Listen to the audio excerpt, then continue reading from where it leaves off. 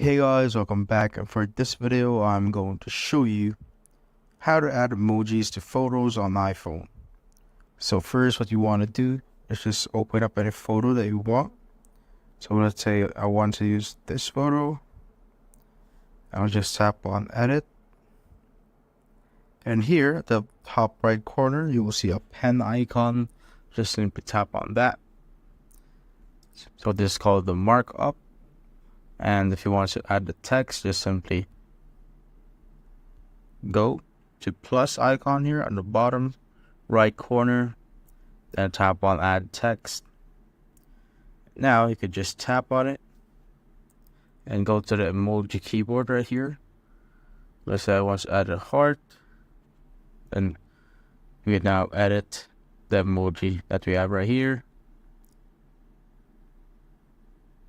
As you can see, you can also increase the text size as you like, just by tapping right here. Now you could change it. You could add more emojis if you want. You could also drag it along right here. And here, this for the text. And that's basically it, guys. Once you're done, just tap on done on the top right corner. As you can see, it will automatically be added. And tap on done again to save it.